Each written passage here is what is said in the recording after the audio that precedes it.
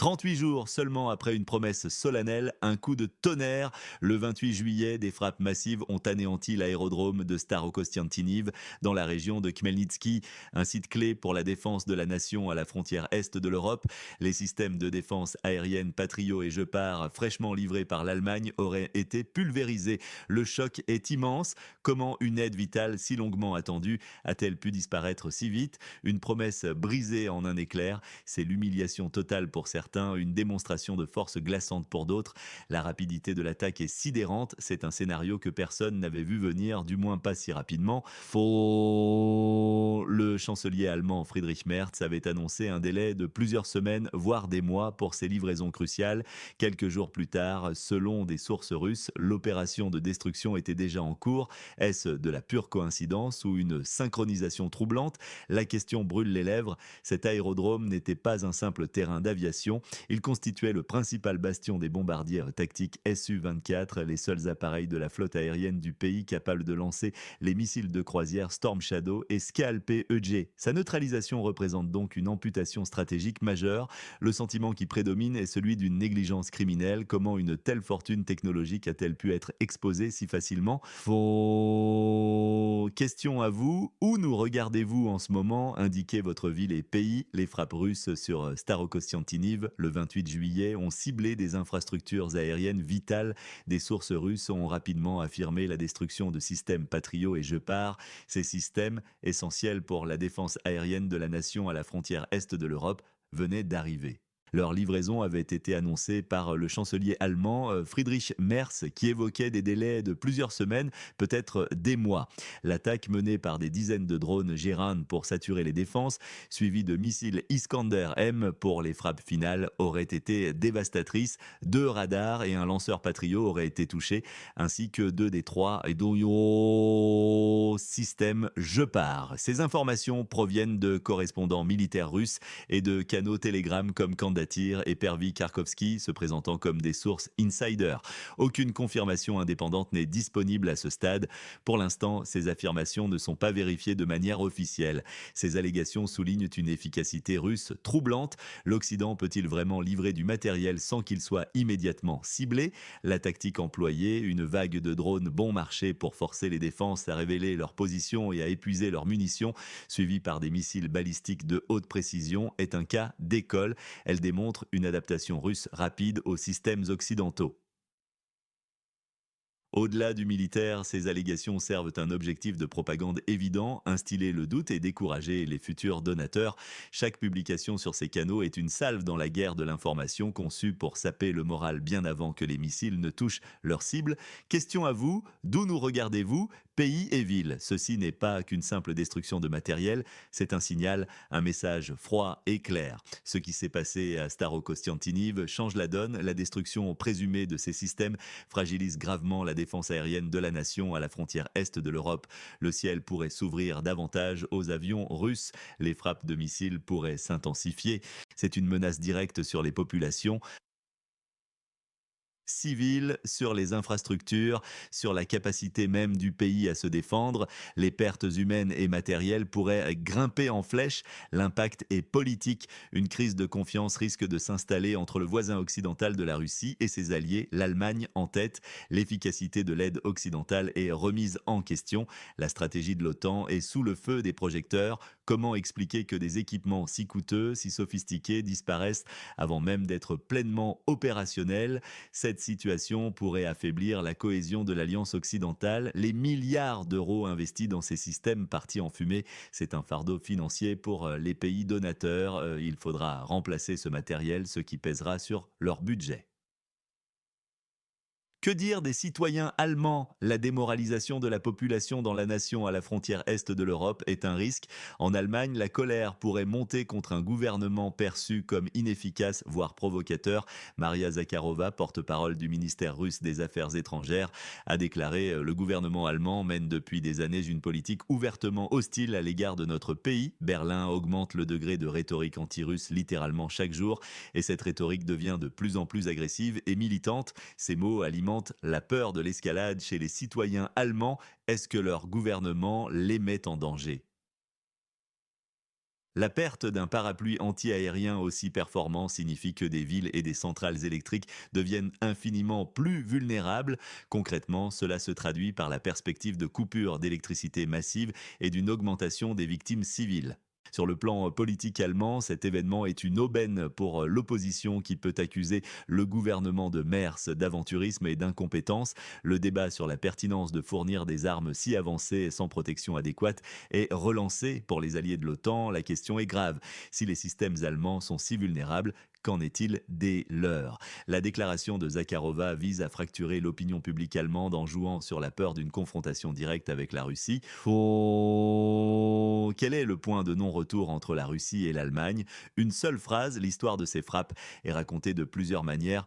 La version russe, colportée par des correspondants militaires et des canaux Telegram, est celle d'une précision chirurgicale. Elle suggère une capacité de renseignement russe absolument redoutable, capable de suivre les livraisons occidentales en temps réel, de connaître les lieux de déchargement et de frapper avec une rapidité déconcertante.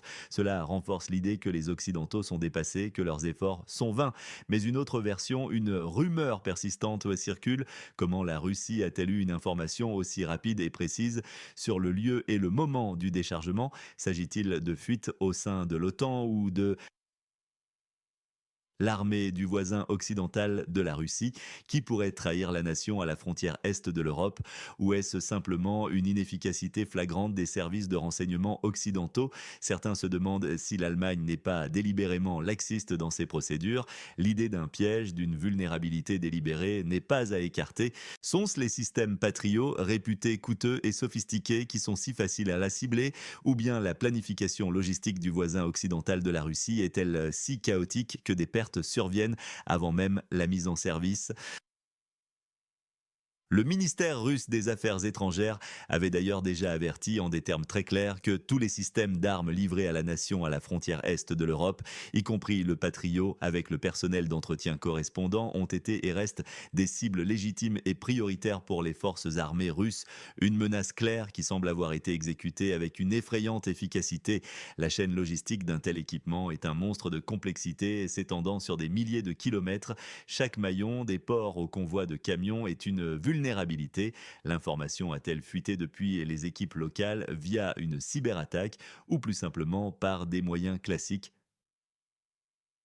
La surveillance satellite des sites stratégiques, combinée à des agents humains sur le terrain, est une hypothèse crédible. La Russie a massivement investi dans ses capacités ISR, intelligence, surveillance, reconnaissance, et cet événement pourrait en être une démonstration spectaculaire. L'avertissement du ministère russe n'était donc pas une posture, mais l'affirmation d'une capacité réelle. Que devrions-nous vérifier pour le prochain épisode? Un seul point, par exemple, le coût exact des systèmes Patriot. Les motivations de chacun sont complexes. L'Allemagne, représentée par le chancelier Merz, cherche à afficher un soutien indéfectible à la nation à la frontière est de l'Europe. Elle subit la pression de ses alliés, mais aussi de son opinion publique. Pourtant, elle se retrouve humiliée par la rapidité de la riposte russe. Sa motivation, sauver la face sur la scène internationale, maintenir son image de puissance européenne. Mais l'aide est-elle efficace ou imprudente? La Russie, de son côté, veut démontrer sa capacité à neutraliser l'aide occidentale. Elle veut dissuader de nouvelles livraisons, renforcer la crédibilité de ses avertissements. Son objectif est clair, affirmer sa puissance militaire, démoraliser l'adversaire, semer la discorde au sein de l'OTAN.